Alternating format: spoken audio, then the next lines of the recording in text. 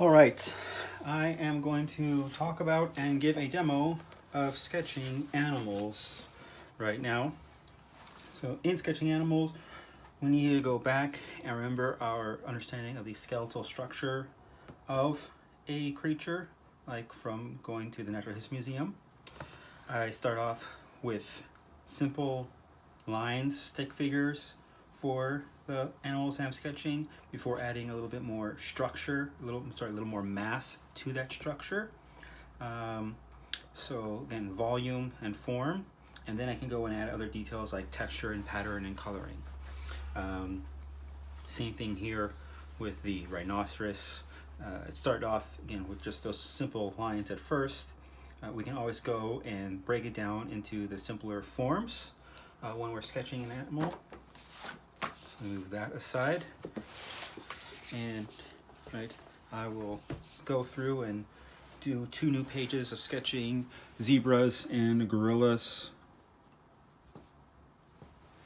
So here with the zebra, you can see, I've broken the head down into this form right here, which helps me figure out the lighting in this scenario over here. And what else? See, I have these multiple sketches on the page, but I didn't go into details until I had all the sketches on the page because I only had details to the sketches that I liked. So we have a similar thing going on here with the gorillas. Again, all these gorillas on the page looked like this one or this one at first, but those 2 were the ones I liked the least. So I added more details to this one down here, and this one right here, and this one over here. And with that, let me start just going into sketching some of these creatures. And I like to start off most of the time with small sketches and in pen. I have some reference in front of me because I'm not actually at the zoo right now when I'm doing this video. So here's my zebra. Here's the neck, the shoulder, the back is a little arched. I see the upper leg right about here, and then it kind of goes like this before going here and here. Got the front leg coming down like that. I got the back leg over here, supposed to be coming down like this, and this, and the other back leg, and sort of just see it popping out back there. And I got the belly right there, got the lower neck about that wide. Zebras kind of have big heads in proportion to the rest of their body, and particularly when I say in proportion, I'm thinking about something like a horse.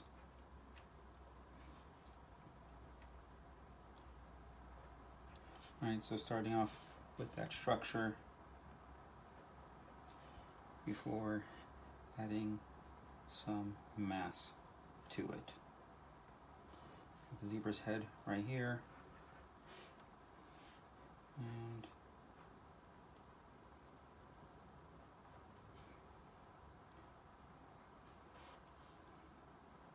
this one's got the ear coming back right there. We got the mane right here.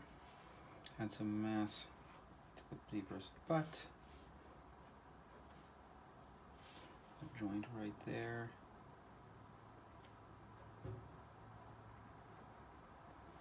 And this right there. And then also the tail. So this is a little bit easier because I'm sitting down here at a table. When you're at the zoo, it'll be a little more difficult because you'll be standing up and the zebras will be moving around. But that is why we like to start off with, again, just this framework. And here I can see the neck like this, maybe a little bit like that.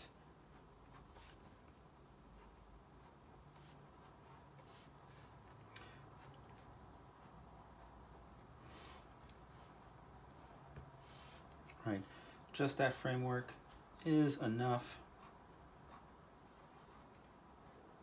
to get started on this zebra.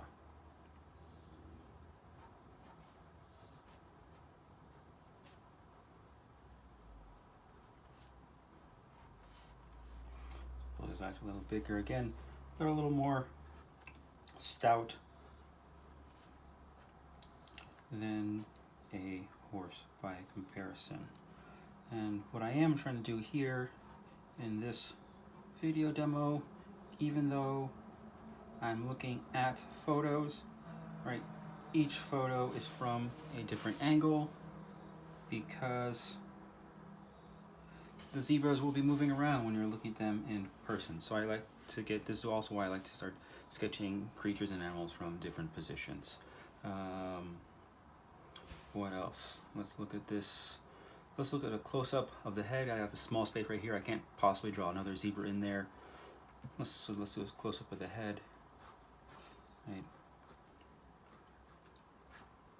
Break it down a little bit more in terms of some solid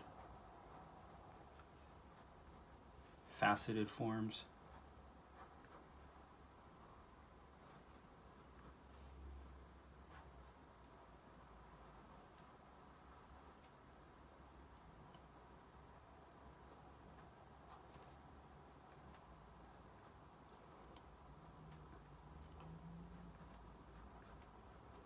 This will help later on when adding details like the stripes, because I can see, you know, what pattern they should be following. Almost, we got a little bit of something right there. Right, so the zebra looks like the zebra's kind of angry, but again, what this will help me out with is when I do something like this right now, right, and I start putting some stripes on here, I know what pattern, what plane these are moving in. Right, and we can even use some of these stripes to cover up some of our line work in the case of the zebra. Oh, maybe I kind of forgot the mane right there. I'm getting a little too much detailed on this sketch. So let's go back and do some more zebra sketching. Got another view right here from the butt.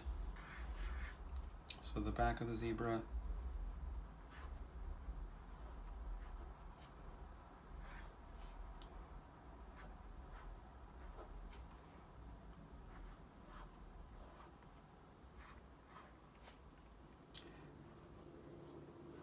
The nice thing of understanding the structure is that even if you can't see all of the creature that you're sketching, you can start to imply and figure out how certain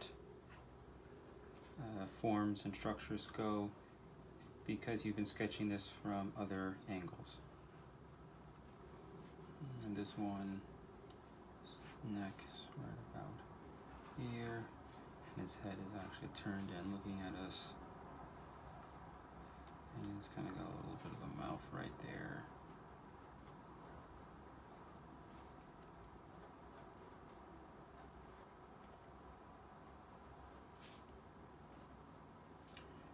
And the tail coming off right there. Oh, let's get the eyes in there right about here. Again, gotta work on those eyes. They're kind of looking like it's angry. But it's not really an angry zebra. I got a couple more reference photos to look at. So I got one more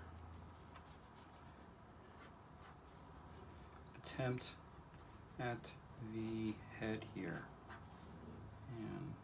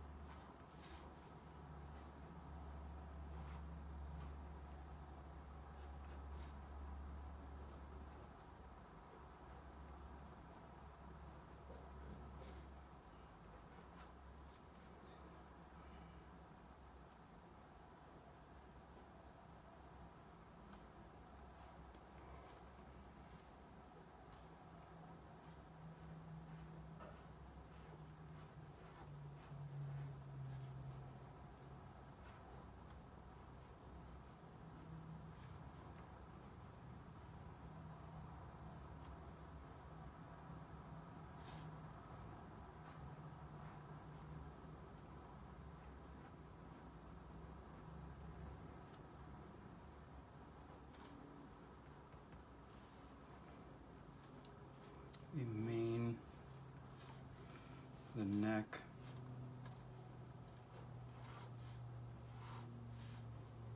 again, what's nice about the zebra is that with all of its stripes, we can slowly start to use those to cover up some of the earlier sketch work if we so choose.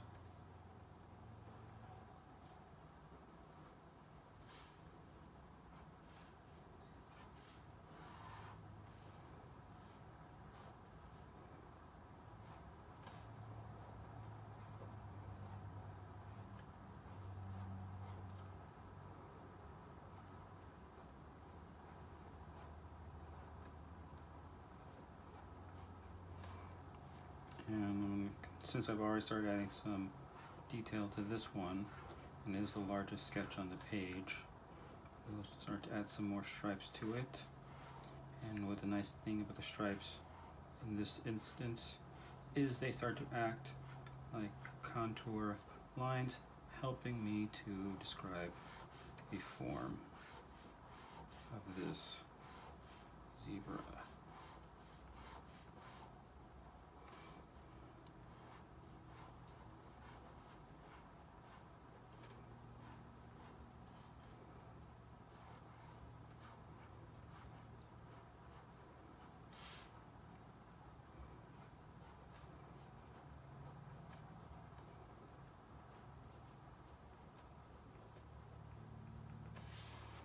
All right, so there is how to sketch, well, a zebra. Again, starting off the simple framework before adding some mass to it, sketching from different views. You know, as I did start to do up here and a little bit right here, it's okay to block out the form.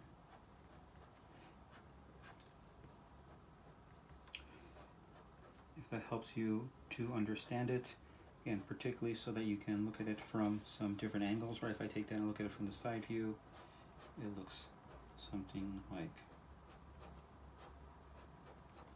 this, maybe.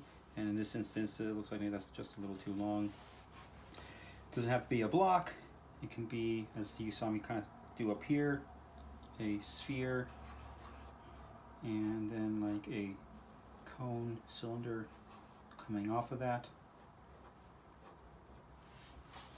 But taking very complex shapes and breaking them down into their simple forms.